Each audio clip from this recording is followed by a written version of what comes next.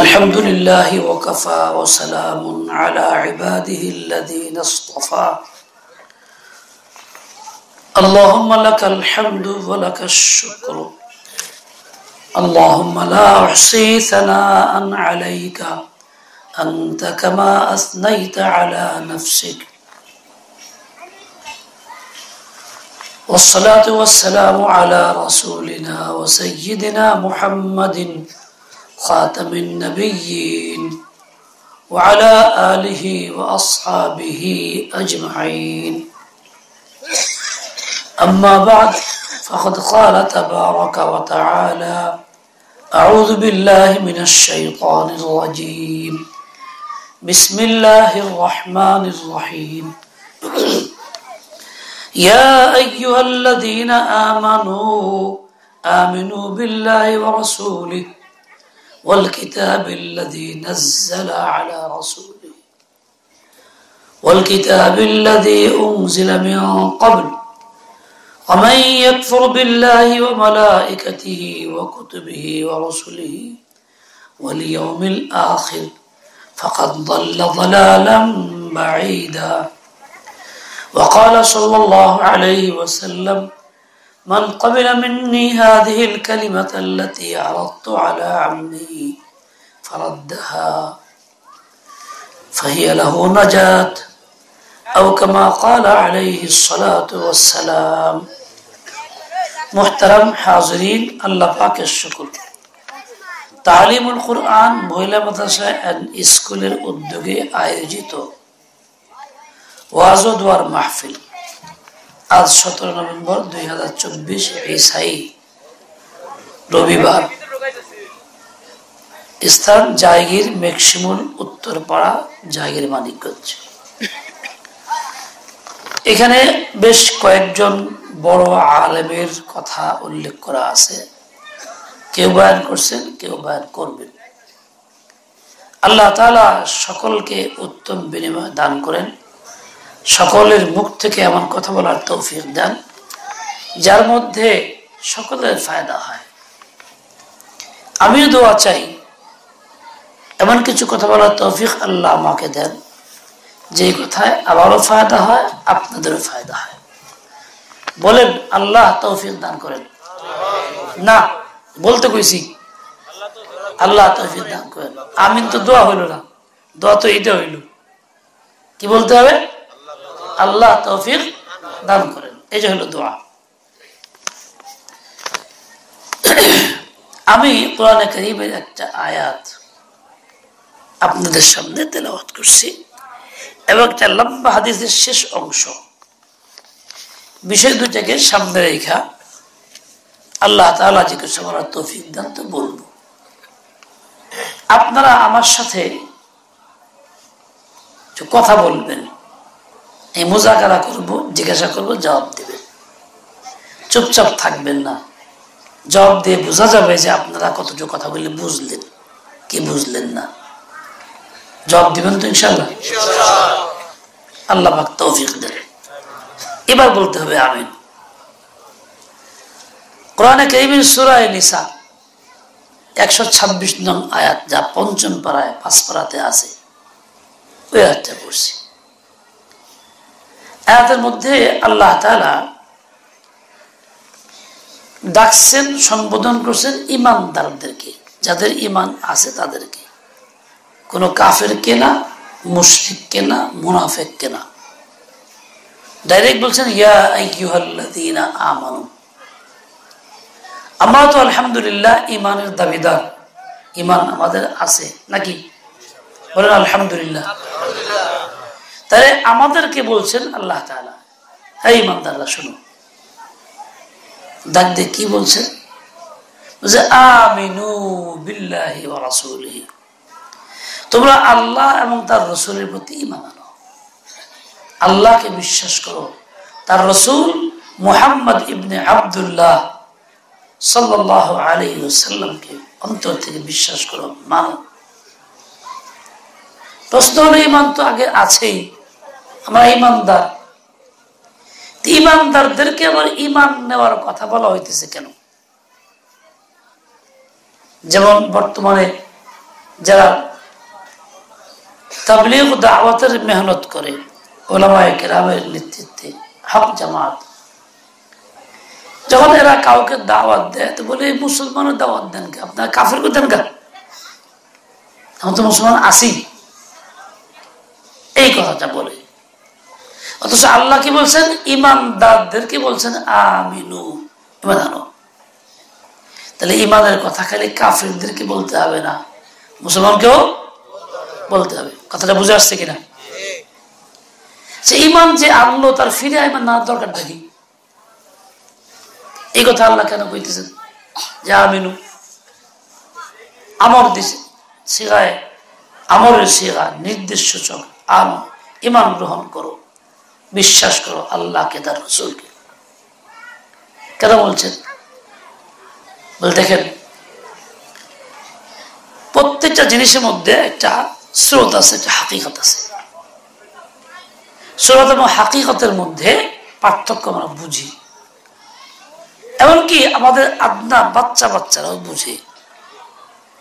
একটা বাঘের আকার মূর্তি বানাইছে কেউ, বাড়িতে কিনা আনছে, বাচ্চারা সেটায় কাছে যায়, ঘাড়ে ওঠে, পিঠে ওঠে, লেজ ধরে টানে, চোখে হাত দেয়, মুখে হাত দেয়।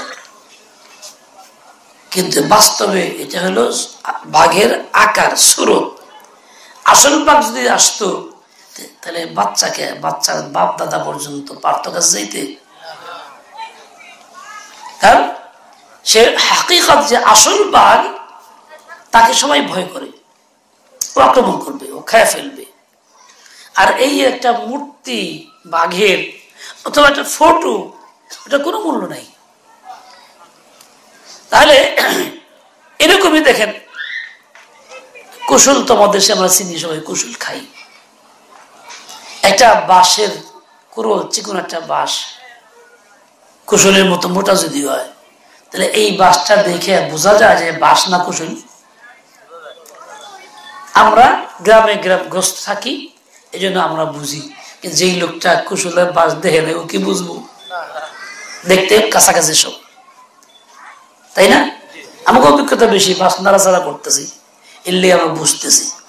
যেই লোকটার অভিজ্ঞতা নাই, সেই লোকটা ওই স্রোত দেখে আমাকে এটাও বোধ হয় কুশল। তাহলে এখানে বাস্তবে বাঁশ চাবাইলে কি মিষ্টি রস পাওয়া যাবে? কিন্তু কুশল চাবাইলে, তাহলে ওই কুশল যেটা, ওটা হলো হাকিকত, আর বাঁশটা হলো তার স্রোত। দেখতে একটু মিল আছে, আসল না। মানুষ দুই রকম। বেগুন খেতে আগে দেখছি মুরব্বীরা লাগাইছেন, বাঁশ খাড়া করে দিয়া, পাঞ্জাবি গায়ে দিয়া, মাথায় কালা একটা পাইলে দিয়া মানুষ বানাই দিছে বিভিন্ন ফসলের ক্ষেতের মধ্যে। ওটা কি আসলে মানুষ নাকি? যা মানুষের সুরত। ওর কাছে কিছু কইলেও শুনবো না, ধাক্কা দিলে লড়বো না, চাইলেও দিব না। কিন্তু এই জীবিত একজন মানুষের কাছে গিয়ে বললে সে শুনবো, ধাক্কা দিলে লড়বো। এক লোক মেম্বার ছিল, বাস্তব, মারা গেছে, আল্লাহ রহম। দীর্ঘদিন জেলখানে একসাথে ছিলাম। বিগত প্রধানমন্ত্রী, পলায়ন প্রধানমন্ত্রী তো জুলুম কম করে নাই, আমার 4 বার জেল খাটাইছে। অপরাধ কি? হক কথা কই কিল্লিগা, দিনের কথা কই কিল্লিগা। মানিকগঞ্জ জেলখানে আসলাম 2.5 মাস, একচাটিয়া, একাধারে, একবার। কেন? হক কথা কই, দিনের কথা কোন যাইব না, এটাই তো অপরাধ। দিনের কথা কই, কালিমার কথা কই, কোরআনের কথা বলি, রাসূলের কথা বলি, এই যে অপরাধ। জালেম যে কত প্রকার বড় জালেম ছিল তার শেষ নেই। 13 সাল থেকে মামলা করছে, এই আজকে একটা মামলার রায় হলো বেকসুর খালাস, কিছু না, আগে বিছানা নাই কিছু। এই যে এত বছর ভোগাইলো আমারে, জব দেবো কেরা? নারায়ণগঞ্জ গেলাম, কত টাকা খরচ করে 1 মিনিটের মধ্যে জানগা খালাস। এত বছর বুঝাইলে, এই যে এই বিগত 2 সপ্তাহ 4 বার হাজিরা দিলাম নারায়ণগঞ্জে, 4 বার হাজিরা দেওয়া সপ্তাহে কিরকম কঠিন কম, কত পরে সে দিন নষ্ট, টাকা নষ্ট। এইরকম জুলুম তো করছে জালেমের দল। জালেমের শেষ পরিণতি ভালো হয় কোনদিন? এই জালেম যে জুলুম করছে তার পক্ষে যে ছিল তারও পরিণতি ভালো না। এটা আল্লাহ তাআলার গজব আযাব থাকবে। এরা এমন জালেম ছিল, মানুষ জুলুম তো করছে, ইসলামের প্রতি জুলুম করছে, মুসলিম শব্দের প্রতি জুলুম করছে। মুসলিম শব্দ লাগাইবার দেয় নাই, সলিমুল্লাহ মুসলিম হল থেকে মুসলিম বাদ দিছে। জাহাঙ্গীরনগর মুসলিম বিশ্ববিদ্যালয় থেকে মুসলিম বাদ দিছে। আওয়ামী লীগের নাম ছিল মুসলিম লীগ, আওয়ামী মুসলিম লীগ, এই মুসলিম বাদ দিয়ে করছে আওয়ামী লীগ। মুসলিম শব্দের প্রতি এত ঘৃণা, জাগো এত ঘৃণা মুসলিম শব্দের প্রতি, তাকে মুসলিম কবরস্থান যাওয়ার ছেড়ে রাখি, তারা অন্য হনে যাবে না। চিন্তা করা দরকার যে কতটা জঘন্য অপরাধী। আল্লাহ সবাইকে হেদায়েত দেন, দোয়া করি আল্লাহ হেদায়েত দেন।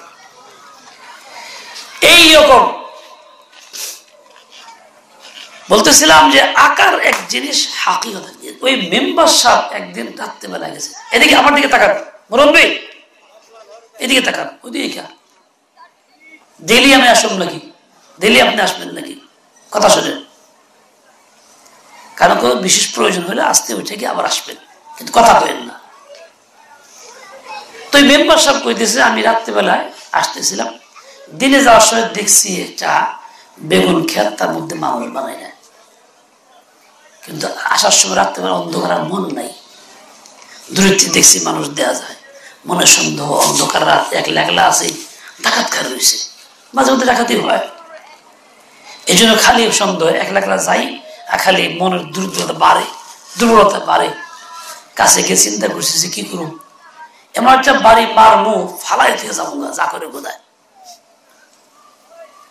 হাতে একটা বাসা ছিল, জলে মেলা করছি, কাছে গিয়ে চোখ মুখ বন্ধ, এমন একটা বাড়ি মারছি, একদম ফালাই দিছি, ফালাই দিয়া চলে গেছে দৌড়ে, ওটা উঠতে উঠতে যায় আসলে। বাড়ি গিয়ে চিন্তা করলাম, বাড়ি যদি থাকি তা রাতে এসে আক্রমণ করবো, তারপর আমাকে স্বাস্থ্য বেড়ে যে কইছি ওই এরকম ঘটনা, ডাকাত মেরে থুয়েছি, থাকুন যাবো না, বাইর থেকে আইলাম। স্বাস্থ্য দূর, তুই কি কস, তুই পাগল, খারাপ কথা দূর, নষ্ট কস কেন, ডাকাত মেরে থুয়েছি, কখন মানুষ মুখখানে করলো যাই দেখে, দুজনকে দেখি যে আসলে ওই যে একটা বাস খাড়া ছিল, পুরান পাঞ্জাবি পরা, বাইরে মাথায়, বাড়ি দিয়ে ওই জায়গায় ফেলাইছি, মানুষ কিচ্ছু না। হ্যাঁ, ধারণা হইলো ডাকাত মেরে থুয়েছি, আসলে ডাকাত মারছে, এটা আকার মারছে, হাকিকতে নাই। বলা উদ্দেশ্য, ইমান দুই রকম, একটা হলো হাকিকতে ইমান, একটা ইমানের একটা আকার। আমাদের ইমান আছে দাবি করতেছি, হাকিকত নাই, একটা আকার আছে। আল্লাহ বলছেন যে এরকম আকার নিয়ে, এরকম সুরত নিয়ে চলবো না, হাকিকতে ইমান আনো, ইমানটারে পাক্কা করো, মজবুত করো, তবেই তোমার ইমান গ্রহণযোগ্য। ওই ইমান দিয়ে নাজাত পাইবা, ওইটা দিয়ে আল্লাহকে পাইবা। ওরফে ইমান আছে, কেন মুখে মুমিন, নাম কি আব্দুল মুমিন, ইমান ভালো মজবুত, নামাজ পড়ে না, কয়ে থাকে আর নামাজ না পড়লে কি হয়েছে, ইমান ফাঁকা আছে, রোজা রাখে না, ইফতার করে, বলে কাফের মন নাকি, মুমিন না। এইরকম তো মুমিনও আছে না নাই? এরকম মুমিন মানে ইমান তো আছে, কি রকম ইমান আছে, ওই যে কুশলের মতো বাঁশের আকৃতির ইমান আছে, ওইরকম বাঘের আকৃতির ইমান আছে। আসল ইমান তার ভিতরে নাই। আসল ইমান যদি থাকতো, তা ইমান এমন মনোত্তর হইতো, এমন উজ্জ্বল আলোকিত হইতো, ইমান তাকে গুনাহ থেকে বাঁচতে উদ্বুদ্ধ করত, ইমান তাকে নেক কাজ করতে উদ্বুদ্ধ করত, ইমান তাকে নামাজের জন্য পাগল বানাইতো, ইমান তাকে আল্লাহর নাম শুনলে পাগল বানাইতো। একটা ছোট বাচ্চা যে আইসক্রিম পছন্দ করে, আইসক্রিমের আওয়াজ পাইলে পরে, বাক্সের আওয়াজ ডাক পাইলে পরে ও কি থাকতে পারে? অস্থির হয়ে যায়। বাবারা ধরে মায়ের ধরে টাকা দাও, আইসক্রিম কিনবো, না দিলে জড়াজড়ি করে কাপড় ধরে টানে, শেষ পর্যন্ত না দিলে একদম ঝুলন দিয়ে মাটির মধ্যে গড়াইয়ে পড়ে, টাকা আদায় করুন চাই। ও পাগল হয়ে গেছে, এই দূর থেকে খারাও খারাও, আইতেছি আইতেছি, ও টাকাই কয় খারাও খারাও, আইতেছি আইতেছি। তার মানে কি, ওই আইসক্রিমের জন্য পাগল পারা হয়ে গেছে, এই জন্য ও নেওয়ার জন্য এত কাজ আকর্ষণ করে। আমি যদি সত্যিকারে ইমান আনতাম, তো আল্লাহর জন্য এমন পাগল পাড়াই তো হইতাম যে আল্লাহর নাম শোনা মাত্রই আমি দৌড়তাম, বিছানায় থাকতে পারতাম না, দরবারে বসে গল্প করতে পারতাম না, চারিষ্টে বসে আড্ডা মারতে পারতাম না, সব বাপ আগে নামাজ পড়ে আসি। যেমনটা সাহাবায়ে কেরামের ছিল। কাঠুরি কাঠ কাটতেছে, কাঠ ফাটতেছে, লাকি ফাটতেছে, কোরআন উঠাইছে, এমনি শুনছে আজান শুরু, আর সামনে মারে নাই, পিছন থেকে ছেড়ে দিয়েই মসজিদে চলে গেছে। এই হলো প্রকৃত ঈমান ওয়ালা। তাকে বলা হয় নাই আমিনু। আমার মতো কমজোর দুর্বল প্রকৃতির মানুষকে বলা হয়েছে কি আমিনু, ঈমান থেকে পাকা হলো, মজবুত ঈমান হলো। তুমি যে ঈমান নিয়ে আসো এই ঈমান নিয়ে নাজাত পাইবে না। দেখেন শয়তান কোন ধোঁকা দেয়। আমার কথা কি আপনারা বুঝতেছেন? কে বুঝতেছেন? আচ্ছা, মাশাআল্লাহ। শয়তান কিরকম ধোঁকা দেয়? হাদিসে পাকে আজীব কথা আছে।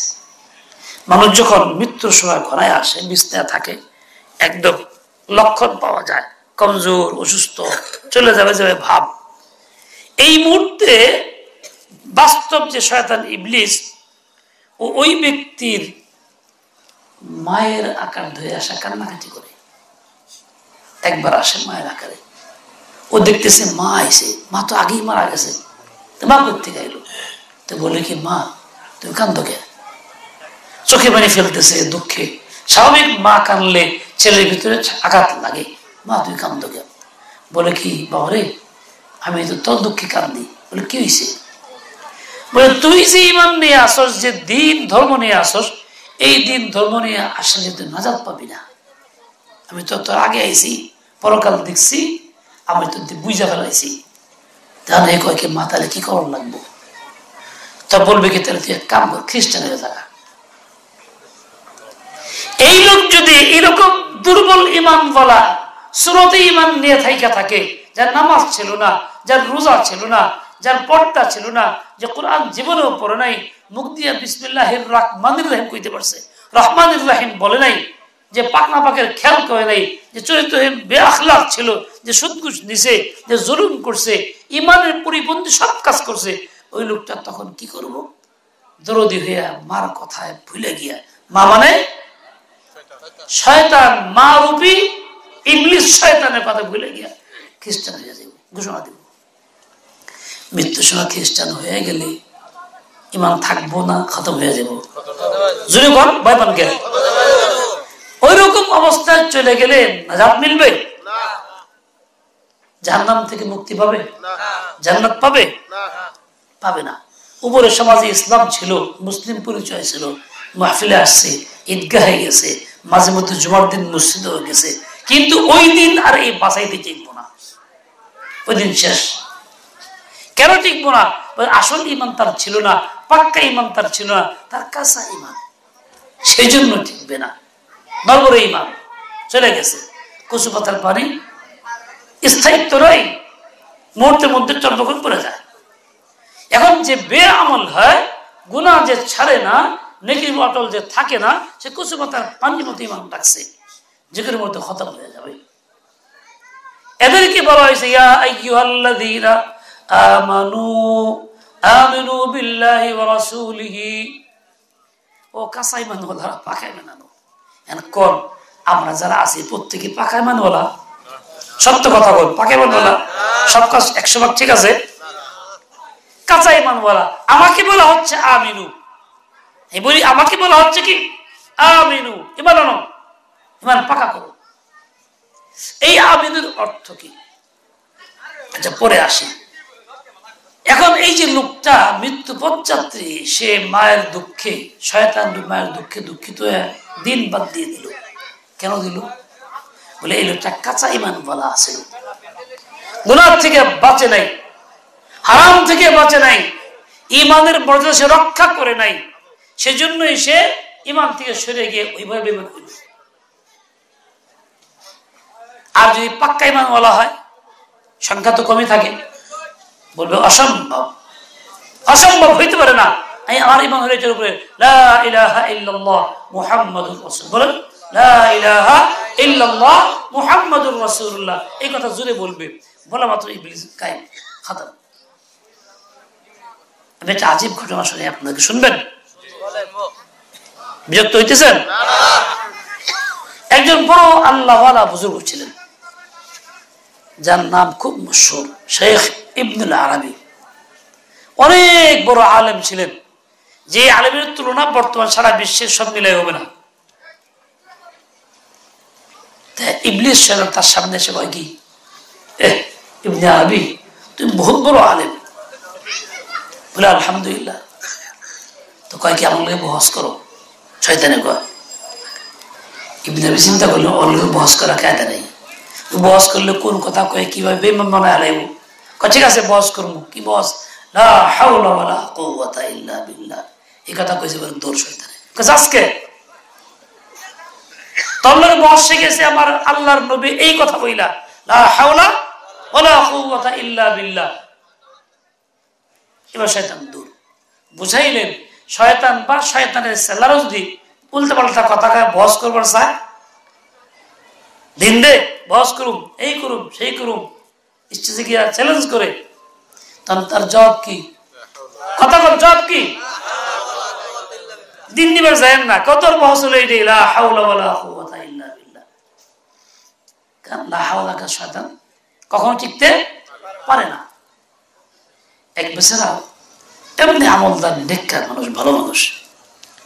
এই লোকটা স্বপ্ন দেখে মাঝে মধ্যেই জান্নাতে গেছে, জান্নাত খুব সাজানো বসে তার জন্য তৈয়া, সব ঘুরে ঘুরে দেখে খুব ভালো লাগে, দরজা খোলা, সে খুব মহা খুশি। মানুষের কাছে বলে আর প্রতিদিন জান্নাত দেখি, আল্লাহ আমরা দিয়ে দিছে, আল্লাহ কবুল করছে, আমরা আমল লাগবো না, এরকম মানুষের কাছে বলে।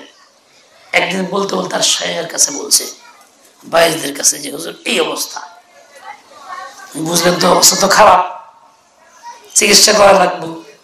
তো বলে কি এক কাম করো, শব্দ জান্নাত আবার দেখলে বলে তুমি এখানে এই কথা চুপ কইবা, লা হাওলা ওয়ালা কুওয়াতা ইল্লা বিল্লাহ। হে মনটা খুব খারাপ, হুজুরে হিংসু, আমার জান্নাত দিছে আল্লাহ, এর লিগে হিংসা করে আমার এই কথা কইবার কয়? আমার ভালোই দেখা পারে না, আমার বাক্কামি আমি দেখতে পারতেছে না, আমি যে আল্লাহর আপন হয়ে গেলাম দেখতে পারতেছে না। শায়েখ কি বুঝছেন যে আসলে ও যে না লায়ক, শয়তান ধোঁকা দিবার লাগছে, এই জন্য ও এই করতেছে। আর ও মনে করছে হুজুর আমার দুশ্মন, এলে কাদু আমি হুজুর কাছে আসবই না, এ শায়েখ দরকার নাই, মনে মনে চলছে। গতকাল একজনে ফোন দিছে আমারে, ফোন দিয়ে কয় নাম্বারটা নিছি অমুক হুজুরের কাছ থেকে, অমুক চিনেন? হ্যাঁ চিনি। আমি একটু ব্যস্ত ছিলাম, কি তালাশ করতেছিলাম। কি বিষয় বলেন? আপনি কি তদবির করতে পারেন? যা তোমার হইলে আমি কি প্রশ্ন করেন না, আপনার কথা কি সেটা বল। আমি তার বলছি তুমি, আওয়াজে মনে হইলো তার বয়স কম। ভাই তুমি আমার জিজ্ঞাসা করো কেন, তোমার কি কথা সেটা কো, আমার ব্যস্ত আছে। কয় কি? হ্যাঁ কি আলেম বেয়াদব, ইসলামে আদব কায়দা নাই, তুমি কথা বলেন, এরকম এরকম বেয়াদব আমলে আমার থেকে আমি তদবির নিলাম। আমি আলহামদুলিল্লাহ খুশি এলাম। যাকে নাম্বার তার জিজ্ঞাসা করলাম, ভাই কারো নম্বর দিয়েছেন? বলে হ। কারাই? বলে অনুকূল লোক। বয়স কত? বলে 50। বলে আমার বয়স তো 60-এর উপরে, 63-62 পার হয়ে গেছে গা। তাহলে আমি তাহলে তুমি কইছি কি অপরাধ হলে আর বেদব করে গেলি? হুজুর মাফ করবেন, আসলে ভুল হয়ে গেছে আমার, মাফ করবেন, আগে দিল থেকে মাফ চাই, পরে আমি তারা কমুনি। এই হলো সমাজের অবস্থা। আমি তুমি কইছি ভালো লাগে নাই, কিন্তু বেশিরভাগ গড়ে তো বউরা স্বামীর তুমি কয় না, কথা কন না কেন? অথচ স্ত্রীদের জন্য স্বামীকে তুমি বলা জায়েজ নাই, কবিরা গুনাহ। যে স্বামী এতে খুশি সেও কবিরা গুনাহে লিপ্ত, সেও ইমান থেকে সরে গিয়া ওই সুরত ইমানে আছে। যে স্ত্রী কয় হো কবিরা গুনাহে লিপ্ত, হে ইমান থেকে সরে গিয়া সুরত ইমানে আছে। তার লিগাই হুকুম আমিনু, ইমান নতুন করে আলো বাক্কা হোক। অধিকাংশ ঘরের ছেলেমেয়েরা বাবা ডাকবে, বাবা এদিকে আসো, তুমি দাও, তোমার ডাকছিলাম। বাবাও খুব খুশি, তুমি কয়। বাপ মনে করে এটা গেলে মোহাব্বত বেশি লাগে। এই সন্তানের জন্য বাবার সাথে এই শব্দটা বলা হারাম, কারণ এটা সম্মান না। বাবার সম্মান জরুরি, স্বামীর সম্মান জরুরি।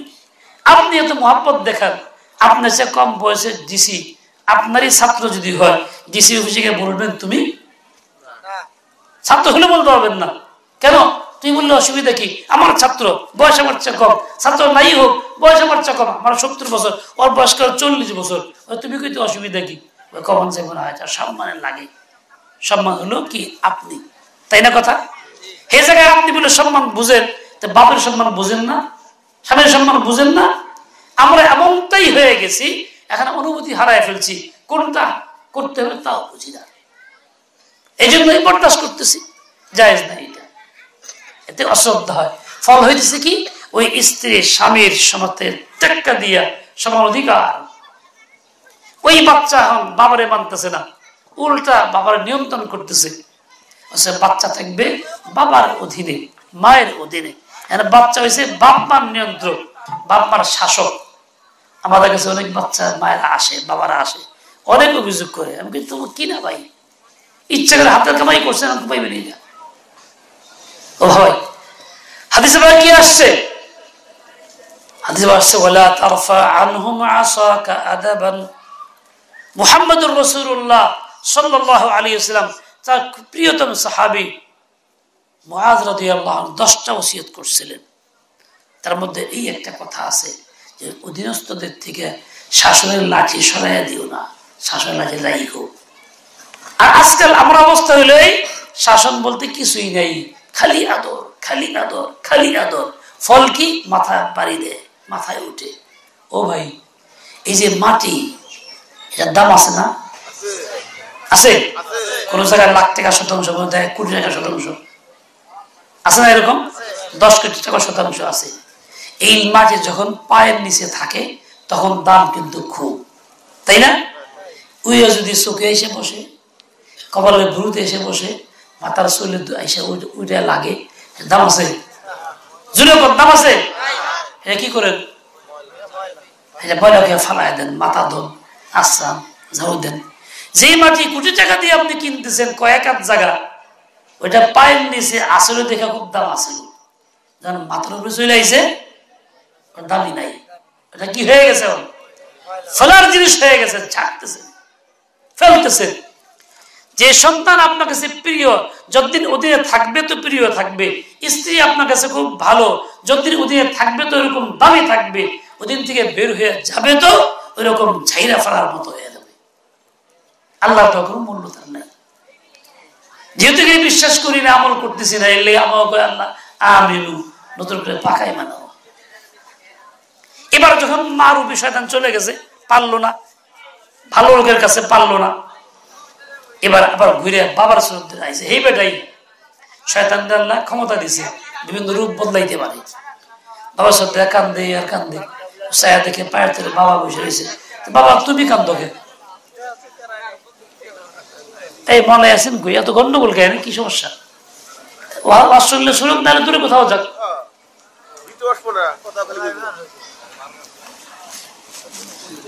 আপনাদের মুরব্বীরা কেউ নাই এটা বোঝার মতো বা নিয়ন্ত্রণ করার মতো? বাবারা যারা বাইরে আসো, তোমরা দয়া করে এসব বয়ান শুনো, চুপচাপ থাকো।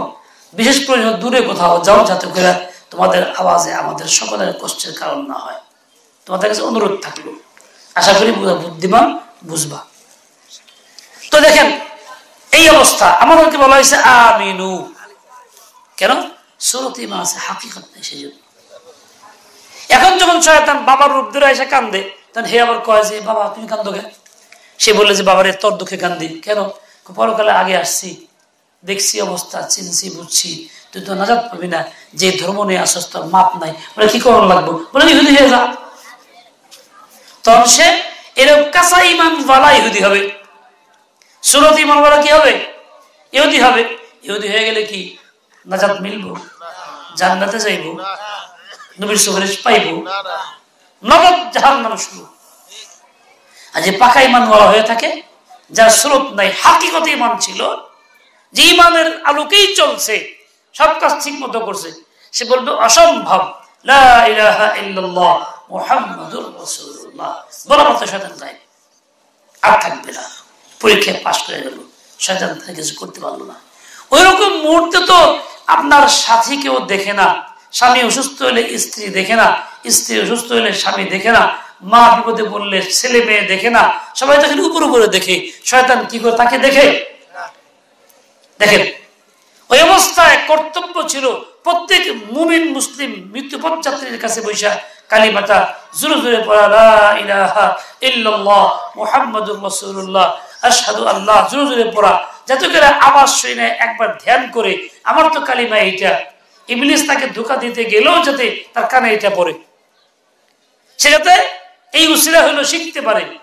আফসোস যে আমাদের মৃত্যু এমন সব জায়গাতে আমরা হয়ে যাইতেছে, আমরা করাইতেছি যেখানে আর কেউ বলার কেউ থাকে না, লা ইলাহা ইল্লাল্লাহ বলার কেউ থাকে না। কিরকম অসুস্থ হাসপাতালে ভর্তি করছি, সেন্সলেস এন্ড আইসিইউতে, কেউ যেতে পারে কাছে, কেউ যেতে পারে, কালিয়া পড়তে পারে, একলা মনে হিচকি লেগে থাকে।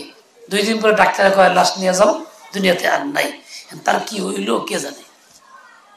কাছে থাকলে তো মুমিনের কর্তব্য ছিল এই কথাটা বলা। তার যে আফসোসনাক হইলো, এটা দুঃখজনক।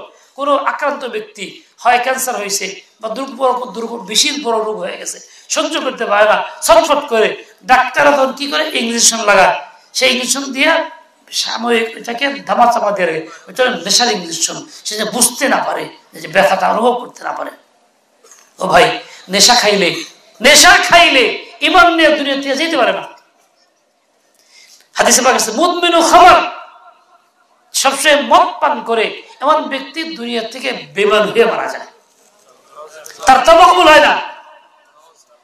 এখন আপনি চিকিৎসা করতে গিয়ে এমন চিকিৎসার তলে পড়ছেন যেখানে আপনাকে নেশা লাগানো হইতেছে ইঞ্জেকশন দিয়ে, যাতে ব্যথার অভাব না হয়, রোগী আক্রান্ত ছটফট না করে। মানুষ মনে করে ভালো হইতে আছে, খুব কাজ হয়েছে ইঞ্জেকশনে, রোগী আগের চেয়ে ভালো আছে। আসলে ভালো নাই, সে হলো নেশার কারণে কি হয়ে গেছে গা, নেশাগ্রস্ত হইয়া অনুভব করতে পারতেছে না। সিলেটে গেছি, রাস্তায় একদিন গাড়ির অপেক্ষা দাঁড়াইছিলাম, একটা পাকা রাস্তা, খালের সাথে, খালের মধ্যে একটু ময়লা পানি, জানি সিলেটের ময়লা পানি চলে, ওই উপরে খালি জায়গার মধ্যে কিছু ঘাস চাষ আছে, মশা এত পরিমাণ। এক লোক মধ্য বয়সী লোক ওখানে বেহুশে পড়ে রয়েছে, মশা হাজার হাজার তার কামাইতে, সম্পূর্ণ উলঙ্গ, তাই কাপড় টাপড় এই পর্যন্ত উঠাইছে, ওই ঘুমের তালে বেহুশ মশা খাই যায়, কাপড় উঠে উলঙ্গ হয়ে রয়েছে, আর মশা একদম সারা শরীর ছায়া গেছে। সে মশা টের পাইছে না কেন, ওই নেশা খাইছে, নেশা খাই ওরকম পড়ছে, এখন তোমার খোঁজ খবর নেই। এই লোকটার যেমন কালিমার খবর থাকবে না, লা ইলাহা ইল্লাল্লাহ শুনবে না, বুঝবে না, কাইটা ফেললেও কইতে পারতেছে না। কাজে এই নেশাগ্রস্ত করার কারণে এই লোকটা আসলে ঈমান নিয়ে যেতে পারতেছে না। বহুত বড় ফিতনা এটা আমাদের জন্য। আজকে আমরা চিকিৎসা তো করি মাথা ব্যথার মুরব্বীদের, কিন্তু কি করতেছি, পরিণতি কি হইতেছে ফিকির করতেছি না। কথাটা শুনে আপনার কাছে ভালো লাগবো না যে আমার হুজুর চিকিৎসা করলাম না করে, কি না করলাম চিকিৎসা করতে না করি নাকি, চিকিৎসা করতে কইছি, কিন্তু এইরকম নেশা জাত দ্রব্য ব্যবহার করতে না করছি, আর নাহলে ঈমান নিয়া যাওয়া যাবে না। ভাই বলবে যে কি করবো, এটা না হলে তো রুগী চলে না, নাহলে মরে যাবো গা, তো মরলে কি হবো, মরবই তো আগে মরে। নেশা খেলে মানুষ বাঁচে রেখে আছে, বাঁচে। গঙ্গুই রহমতুল্লাহ আলাইহির কাছে 1 বছর আগে গেছে বায়াত হইতে, আর মানুষ লেখাপড়া জানে না, গিয়া তওবা করছে, বায়াত হয়ে গেছে। হুজুর সবক দিয়ে দিচ্ছেন যে যাও 5 ওয়াক্ত নামাজ পড়ো, এই জিকিরটা করো, কয়েকটা কথা বলে দিয়েছেন, যাইছে। রাস্তায় গিয়ে মনে মনে কয় কি, আমি তো আফিম খাই, হুজুরও তো কইলাম না কিছু, হুজুরও তো কিছু কইল না, ফিরে আবার আইছে। আচ্ছা হুজুর, আমি যে আফিম খাই আপনি কিছু কইলেন না তো, কই মেয়ে তুমি এবার জানাইছো নাকি?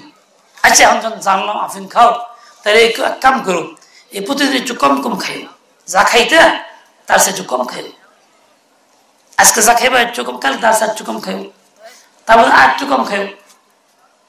রাস্তা দিয়ে যায় রাটে আর কয় যে আজকে খাইছি যতটুকু, তার সে খাইলে অতটুকু কম খাইতে গেল, তারপরে আর একটু কম, কম হইতে শেষে কি হবো, থাকবই না।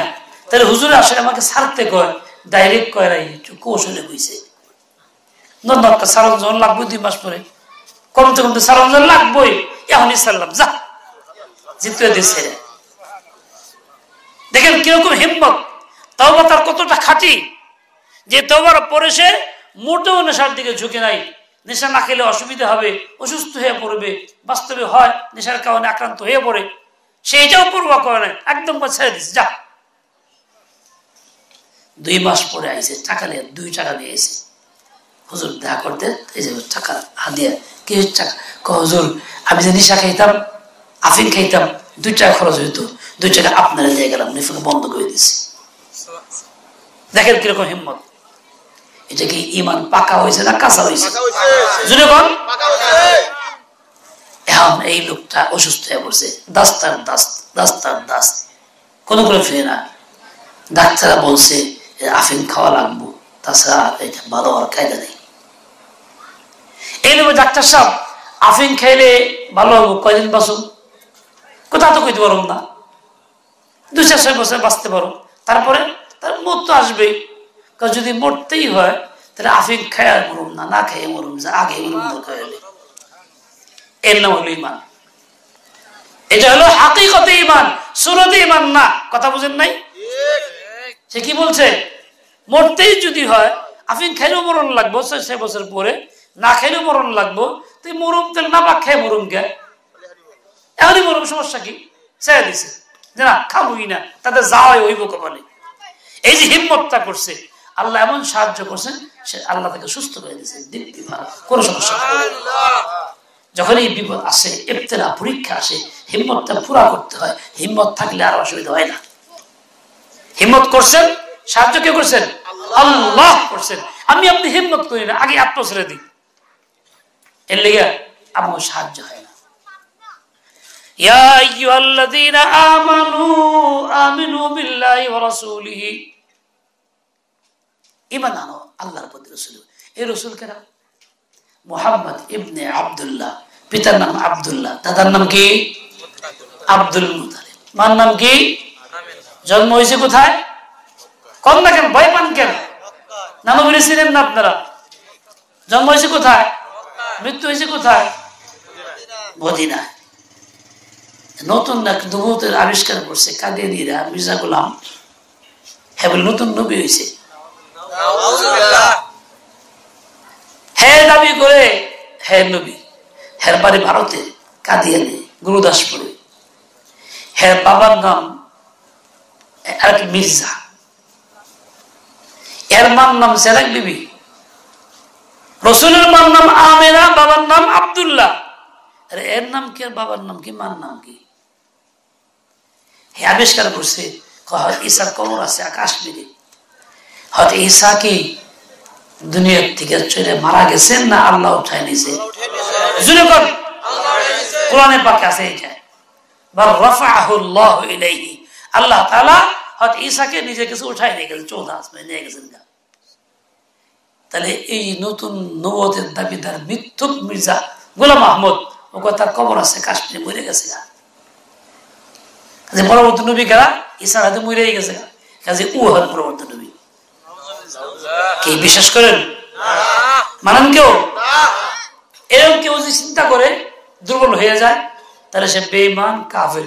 বিশ্বাস করলে তো কথাই নেই। আমার সাথে বলেন, আমার সাথে বলেন, হযরত মুহাম্মদ শেষ নবী। জুনেগণ, গোলাম আহমদ মিথ্যাবাদী। কোন? হযরত মুহাম্মদ শেষ নবী, গোলাম আহমদ মিথ্যাবাদী। হযরত মুহাম্মদ শেষ নবী, গোলাম আহমদ মিথ্যাবাদী। শেষ নবী মুহাম্মদ, ঈসা নবী উম্মত। ঈসা আসলাম আসবেন নতুন নবী হয়ে না, আমাদের নবীর উম্মত হয়ে আসবেন। ওই শয়তানরা ধোঁকা দেয়, খ্রিস্টানরা দাওয়াত দেয় আমাকে ভিতরে ভিতরে মা বোনদেরকে, পুরুষদেরকে, দেখো ঈসা নবী, সেই অনুসারী আমরা। আল্লাহ কেছে ঈসা আসবো, এই যে ঈসা, এসব বলে। বলতে হবে কি না, শেষ নবী মুহাম্মদ, ঈসা নবী উম্মত। জুড়ে কোন এইটুক কথা কইতে ভয় লাগে, নৌকা ধানের শেষ কষ্ট ভয় লাগে না, হিসাব আজ কেমনে হয়? শেষ নবী মুহাম্মদ, ঈসা নবী উম্মত। নতুন কোন নবী নাই, সংসদেও আইন চাই। নতুন কোন নবী নাই, কি যুদ্ধ করলো, মাসি দৌড় দিব জোরে ছুটে। নতুন কোন নবী নাই, সংসদেও আইন চাই। আরবি ভাষা হুজুর পড়া হয় না, জানি না, হেজা জুড়ে পারবেন না, বাংলা তো জানেন, তো কইতে অসুবিধা কি? অর্থ বুঝছেন না আপনারা? এটা আমাদের ইমান, এটা আমাদের ইমান। না থাকলে ইমান থাকলো না, শেষ। সে যেই হোক, প্রভাবশালী হোক, নেতাই হোক, আর ওই যে মুখ হোক, তুমুক হোক, সব বেকার। ওই ব্যক্তি মরবো, ওই যে শয়তান রূপী বাপ মারা দাবিতে হেসে ইহুদি খ্রিস্টানে মরবো। আমরা কি তাই মরতে চাই? পাক্কা ইমান নিয়ে যাইতে চাই কে কে? ইনশাআল্লাহ। আল্লাহ তাইলে আমাকে ওই হাকিকত ইমান আনতে হবে। আমিনু বিল্লাহি ওয়া রাসূলিহি। সুরত ইমান আনো না, হাকিকত ইমান আনো, যে ইমান তোমাকে সেই পথে চালাবে, কোরআন থেকে মুক্ত করাবে। এইটা করার দরকারটা কি? আর একটু গোবর কথা কই, শুনবেন তো? রাগ করেন না কেউ। অনেকে শ্রাদ্ধ করে আড্ডা মারে, ঠাট্টা করে, বিদ্রুপ করে, রসুলকে নিয়া, আল্লাহকে নিয়া, কোরআনকে নিয়া। সে মন থেকে না কইলেও এই যে বিদ্রুপ রসিকতা করছে, সাথে সাথে সে কাফের হয়ে গেছে। যদিও নামাজ পড়ে, যদিও আযান দেয়, যদিও উমরা করে, যদি বই পর্দা করা, সে কাফের। আর যখন সে কাফের হয়ে গেল, বিবি অটো তালাক হয়ে গেল, একা একাই তালাক হয়ে গেল। হেতু মনে করছে মুসলমান আছি, ঘর সংসার করতেছে স্ত্রী নিয়ে, কিন্তু জিনা করতেছে। কিয়ামতের আগে স্বামী স্ত্রী জিনা করবে, এই যে জিনা চলতেছে, সন্তানাদি অবৈধ হইতেছে। এলে সন্তান বাপরে মারে, পুত্র পুত্রকে আসে না, পুত্র আসলো কে? আমাকে আশেপাশেও তো আছে। তাই এটা কি জন্য? ওই যে ইমান খতম হয়ে গেছে। ওইরকম ব্যক্তি কইছে আল্লাহকে আমিনু, ইমান আনো। দেখেন কোরআনের নির্দেশ, কোরআনে পাকের আয়াত, ওয়াইযা সামি'তুম আন আয়াতিল্লাহি ইউস্তাহজাউ বিহা। যখন তুমি শুনো আল্লাহর কোন নির্দেশন, হুকুম, আহকাম, কোন কোরআনের কোন আয়াত শব্দ নিয়ে বিদ্রুপ করা হইতেছে, ফালা তাকুদু মাআহুম, তাদের সাথে মোটেই বসবা না। সেখান থেকে উঠে যাওয়া আপনার ফরজ, না গেলে আপনি গুনাহগার। চার দোকানেই হোক, কোন ব্যক্তির কাছেই হোক, বড় কারো কাছেই হোক না কেন, আপনাকে প্রতিবাদ করতে হবে, উঠে আসতে হবে। খুবই যা ওই যে লা হাওলা পড়ছে ইবনে আরবি, লা হাওলা কই আসন্ন, লা হাওলা ওয়ালা কুওয়াতা ইল্লা বিল্লাহ। আর তা না হইলে অজান্তে বিবিতারা, খালি বেটা কইলে হয় না, বিটি কইলেও হয়।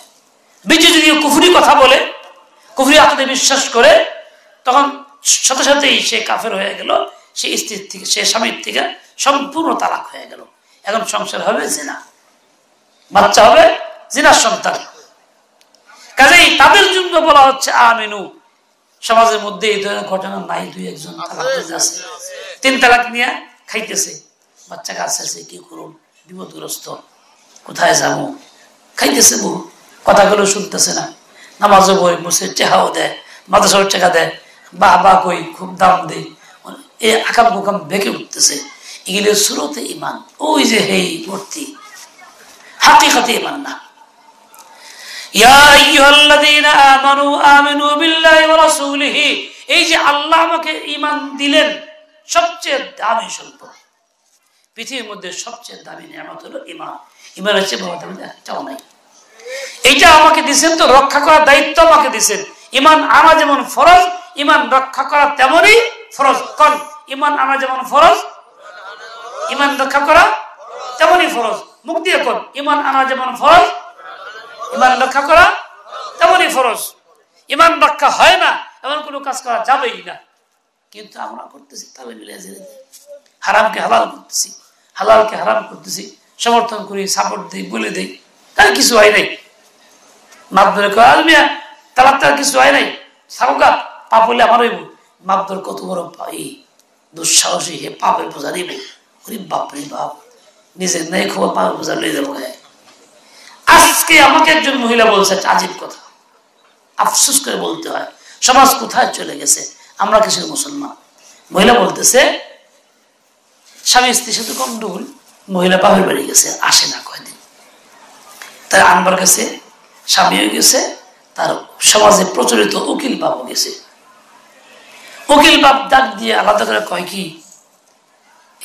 কি কোনো অসুবিধা আছে, স্বামীর সমস্যা আছে, শারীরিক অসুবিধা, ওইরকম হইলে আমাকে এলাকায় অনেকে আছে স্বামীর অসুবিধা, তা অন্যের সাথে সম্পর্ক করে চলতেছে, তার সংসার ঠিক আছে। কি বুঝাইলো? কিসের দাওয়াত দিল? জিনার দাওয়াত দিল। এরকম অসুবিধা হলে সংসার ঠিক রাখো, কারো হয়ে সম্পর্ক চলল, বা নিজেই হয়তো ভাই আকাম করার দাওয়াত দিল। সে মহিলা আজকে আমাকে বলছে, দেখেন তাহলে সমাজ অবস্থা কোথায় চলে গেছে। আমি যা কল্পনাও করতে পারি, যেহেতু ঘটনা করতে পারে, কইতে পারে যেই সমাজে এই চলতেছে, তো সেই সমাজে ইমান কাঁচা না পাকা? কথা কন না কেন? যে কি আসল হাকিকতে ইমান না রূপের ইমান? রূপের ইমান দেনা রাত নাই, সোজা কথা। হাদিসে বাকে আসছে, ওসমান গনি রাদিয়াল্লাহু আনহু চুপচাপ বসে কি ধ্যান করতেছিলেন, ব্যতীত একদম ডুবে গেছেন, খবর নেই।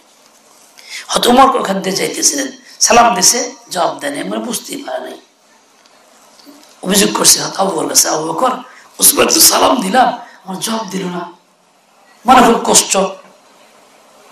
আবু বকর বললেন, না তো ওসমান তো এরকম মানুষ না, তেরম তো করার কথা না। কেন? আল্লাহর কসম আমার সালাম দিস, জবাব দেন, চলো যাই, দুজনে যাই। নিশ্চয়ই ওসমান কোনো দুশ্চিন্তায় আছে, হয়তো বুঝতে পারে নাই। দুজনে গেছে, গিয়ে সালাম দিছে, ওসমান সালাম জবাব দিছেন। আবু বকর বললেন যে, ভাই ওসমান কি ব্যাপার? মা হামালাকা আলা আল্লাহ তারুদ্দা আলা আখিকা ওমর সালামাহু, তোমার ভাই ওমর সালাম দিছিল, জবাব দিলে না কেন? কেন তো এরকম তো কই নাই আমি। ওমর বলল, না আমি গেছি, এনে সালাম দিছি। বললাম তো টেরি পাইনি, মা শারতু আন্নাকা মারারতা ওয়ালা সাল্লামতা আলাইয়া, আমি তো বুঝিই নাই তুমি গেছো, সালাম দিছো, আমি বুঝতেই পাই নাই। আমাকে বললেন, নিশ্চয়ই ওসমান তুমি খুব দুশ্চিন্তায় ছিলে মনে হয়। হ, কি চিন্তা করতেছিলাম? বলে, চিন্তা করতেছিলাম রাসূল আকরাম সাল্লাল্লাহু আলাইহি ওয়াসাল্লাম দুনিয়া থেকে চলে গেলেন, জিজ্ঞাসা করে সারতে পারলাম না নাজাত কোন পথে। নামাজে ওয়াসওয়াসা আসে, ইবাদত মধ্যে শয়তান ধোঁকা দিয়ে দেয়, বাঁচবো কিভাবে, জাহান্নামের পথ থেকে বাঁচবো কিভাবে, জিজ্ঞাসা সারা পারলাম না। এই চিন্তা বিভোর ছিলাম, হাই কি করি। দেখেন ঈমান আনছেন, ঈমান রক্ষার জন্য কিরকম চিন্তা। অর্থাৎ সাহাবী যার জন্য বেহেশতের সুসংবাদ দেওয়া আছে, আবু বকর 1 নম্বরে, ওমর 2 নম্বরে, ওসমান 3 নম্বরে। তার তো আর নবীর সুসংবাদ বাদ দিয়ে জাহান্নামে যাওয়ার কোনো আশঙ্কা নাই। তারপরে ঈমান রক্ষার কি চিন্তা এরকম আসে, আমি বাঁচলাম কেমনে, জাহান্নাম থেকে বাঁচুন কেমনে। এই হলো মুসলমান, এই হলো ঈমান ওয়ালা, তাকে বলে মুমিন। আবু বকর বললেন যে, ভাই ওমর চিন্তা করো না, ওসমান চিন্তা করো না, আমি জিজ্ঞেস করছি। এই কথা শুনে উনি কাছে গিয়া হাতে সময় দেখো, ভাই আপনি এটা যোগ্য ব্যক্তি, আনতা হাক্কু বিহা, আমার মাধ্যমে তা কুরবান হোক আপনার জন্য, আপনি যে করতে পারছেন। তো সেটা কি? বলে, সেটা হলো ওই কালিমাটা রাসূল বলছেন, যেই কালিমা আমি আমার চাচা আবু তালেবের কাছে পেশ করছিলাম, আবু তালেব তা গ্রহণ করে নাই। এই কালিমা যে গ্রহণ করবে, মৃত্যুর সময় দুনিয়া থেকে নিয়ে যাবে, ফাহিয়া লাহু নাজাতুন, এই কালিমাই তার নাজাতের ওসিলা, এর দ্বারাই সে নাজাত পেয়ে যাবে। তার মানে কি, ঈমান নিয়ে যাবে তো নাজাত পাবে। ঈমান আনা যেমন ফরজ, রক্ষা করা তেমন ফরজ।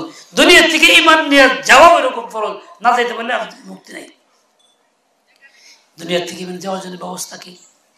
ব্যবস্থা হলো এই, গুনাহ থেকে বাঁচো, নেক কাম করো, ঈমানের পরিবর্তে যা সব ছেড়ে দাও। ওই আইসক্রিমের জন্য বাচ্চা যখন পাগল করা হয়েছে, আল্লাহর নাম শুনে পাগল করা হোক, তাহলে বোঝা যাবে ঈমান হাকিকতান আছে, তোমারটা গ্রহণযোগ্য। আল্লাহ পাক রব্বুল আলামিন আমাকে আপনাকে সবাইকে সহি বুঝ দিয়ে দেন, হিম্মত আর তৌফিক দিয়ে দেন। আমাদের অনেক ঈমান নষ্টের অনেক কারণ আছে। আরেকটা কারণ বলি, আমরা মুসলমান হজ করি, উমরা করি, যাকাত দিই, এই মাদ্রাসা দান করি, আল্লাহর কাছে খান তাবলীগ করি, চিল্লা লাগাই, পীর সাহেবের দরবারে যাই, কিন্তু কাজে বেলা কুফর সমর্থন করি। কিরকম? ধর্মনিরপেক্ষতা এক দলে আছে, আরেক দলে আরেকটা আছে, শিখা নির্বাণ, শিখা চিরন্তন। আবার আছে সিধু নিধু নাইরি ইতিবারা এইসব সমর্থন করতেছে, এগুলো কুফরি। হ্যাগোলোকে থাকি, হ্যাগোরাই কই, হ্যাগোলোকে স্লোগান দেই, হ্যাগোই বুট দেই, ভালো মানুষ করে দূর পাশ করবো না বলে দে। বাহ্যিক উপরে রূপে আছে মুসলমান, ভিতরে সমর্থন কার? কুফুরের। ভিতরে সমর্থন কার? কুফুরের। এইরকম রূপ নিয়া সুরত নিয়া কুফুরের সমর্থন করে চলে গেলাম, জীবনটা কেটে গেল গা, মৃত্যুর সময় মুখে আর কালিমা আসবে না। শুধু তাই না, মৃত্যুর পরে পরিচয় দেওয়ার কথা ছিল যে এই লোকটা বড় ভালো ছিল, মুখলিস মানুষ, আল্লাহ ওয়ালা, নেককার। পরিচয় হয় কি? অমুক দলের অমুক সেক্রেটারি, অমুক দলের অমুক নাপিত, এই পরিচয় দেওয়া মৃত্যুর পরে জানাতে লাগে, দেয় না? মানে এই সেক্রেটারি কইলে ফেরেশতা ডরাইব, তাহলে কিছু করবো না, সহযোগ করবো না। এমনটাই হয়ে গেছি আমরা, বুধহীন, কোনো খবর নাই কি হইতেছে। যেখানে আল্লাহর বান্দার পরিচয় দরকার সেখানে দিচ্ছি উল্টা শয়তানের পরিচয়। এই জন্য এসব থেকে তওবা করি, কুফরি মতবাদ সমর্থন থেকে তওবা করি, পাক্কা ঈমান আনি এবং জিন্দেগি ভর খেলাফত ব্যবস্থার সমর্থন করে যাই, নেককারের পিছিয়ে থাকি, আলেমদের সমর্থন করি। বাংলাদেশের ইসলামী খেলাফত মজলিস এবং সামনে হুজুর আছে, খেলাফত মজলিস আছে, এই সমস্ত যারা ইসলামের কথা বলে তাদের সঙ্গে থাকি। 500 টাকা ফেল করো তো আমি তো ঈমান নিয়ে বাঁচতে পারো, করতে পারো। আল্লাহ পাক তৌফিক দিয়ে দেন। বলেন ধর্ম বর্ণ ভিন্ন মত, জুড়ে বল, সবার জন্য খেলাফত। পৃথিবীতে খেলাফতের চেয়ে শান্তির ব্যবস্থা আর ছিল আর হবে? যত নীতি বদলাক, যত নেতা বদলাক, খেলাফত ব্যবস্থা কোনো বিকল্পই পৃথিবীতে নাই। ধর্ম বর্ণ ভিন্ন মত, সবার জন্য খেলাফত।